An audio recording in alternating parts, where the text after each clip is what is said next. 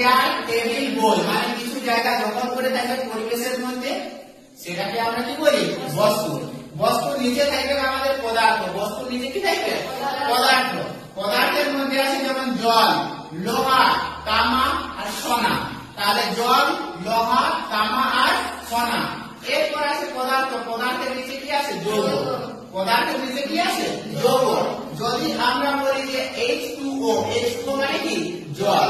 H2O মানে কি? জল। তাহলে এই যে দুটো এগুলো কি আছে? যে মৌলগুলা, মৌলগুলা কিসের বন্ধন আছে? যে রাসায়নিক বন্ধনে কি আছে? এরা যুক্ত আছে। যেমন H2O, এই যে দুটো কি আছে? যৌগ, মৌল। এই মৌলের মধ্যে কি আছে? এরা রাসায়নিক বন্ধনে যুক্ত আছে, তাদেরকে আমরা কি বলি? যৌগ।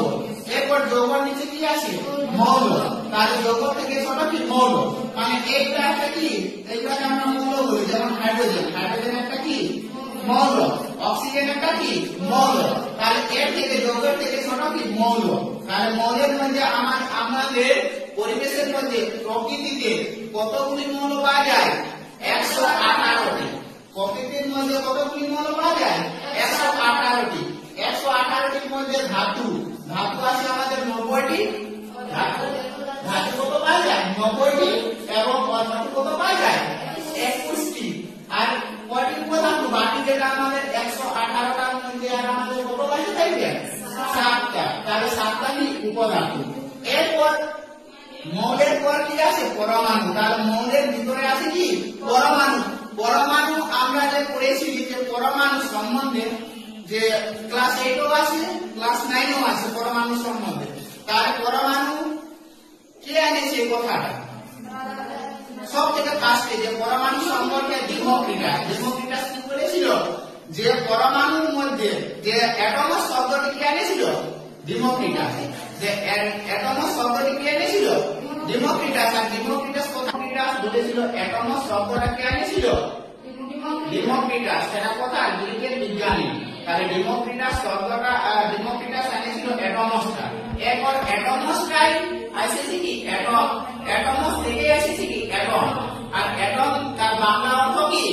পরমাণু। তার বাংলা অর্থ হলো পরমাণু। আর পরমাণু যাকে আমরা এত ক্ষুদ্র, মানে সেটাকে আমরা চিন্তা করতে পারি, কিন্তু সেটাকে আমরা মানে মনের মধ্যে চিন্তা করতে পারি যে এতটা ক্ষুদ্র যেটা তোমার কি ভাঙা যায় না, সেটাকে আমরা কি বলি?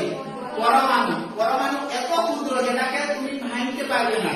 মনে করো আমার এই যে পেনটা আছে, কলমটা, এটা আমার দেখো আমি ধরতে পারিস, মানে এটা ভাঙতে পারবো, কিন্তু এত মানে বালির থেকেও সূক্ষ্ম, এতটা কি হবে? সেটাকে আমরা পরমাণু বলি। বালির থেকেও যেটা সূক্ষ্ম, যেটাকে আমরা মানে ভাঙতে পারি না, যেটা আমরা ধরতে পারি না, সেটাকে আমরা কি বলি? পরমাণু। তাহলে ওই পরমাণুর ভিতরে কি আছে? নিউক্লিয়াস। পরমাণুর ভিতরে কি আছে? নিউক্লিয়াস। এরপর নিউক্লিয়াসের বাইরে কি আছে আমার? ইলেকট্রন। নিউক্লিয়াসের ভিতরে কি আছে আমার? এরপর নিউক্লিয়াসের ভিতরে আছে প্রোটন আর নিউট্রন। এরপর আমরা জানি যে ইলেকট্রন। ইলেকট্রনটা কি কণা? ইলেকট্রনটা কি কণা? ধনাত্মক কণা। এর আধানটা ইলেকট্রনের আধান কি? ঋণাত্মক। এর আধানটা কি? ঋণাত্মক। আর প্রোটনের আধানটা কি হবে? আধান হচ্ছে ধনাত্মক। আর নিউট্রনের একটা নিষ্ক্রিয়।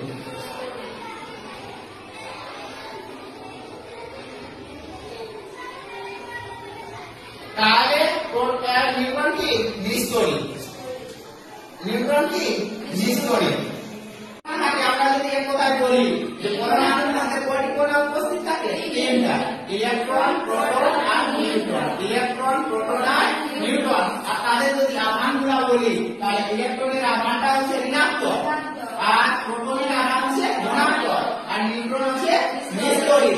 এরপর যদি আমরা বলি যে আধান, যে ইলেকট্রন, ইলেকট্রনটা কি আবিষ্কার করেছে? ইলেকট্রন কি আবিষ্কার করেছে? যে থমসন। থমসন। প্রোটন কণা কি আবিষ্কার করেছে? রাদারফোর্ড। প্রোটন কণা কি আবিষ্কার করেছে? রাদারফোর্ড। এবং নিউট্রন কি আবিষ্কার করেছে? ওই যে রাদারফোর্ডের ছাত্র। রাদারফোর্ডের ছাত্রের নাম কি? চ্যাডউইক। মনে করো কোন টিচার, মনে করো কোন টিচারের ইন্সপিরেশন, মানে তাকে দেখে কোন শেখার আগ্রহ থাকে, তাদেরকে সেই স্টুডেন্ট ছাড়া এগুলো কি আবিষ্কার করতে পারে কি? না। সেটা কত বছর সে এই প্রফেশন করার পর পাইছিল? 12 বছর সে চ্যাডউইক রাদারফোর্ডের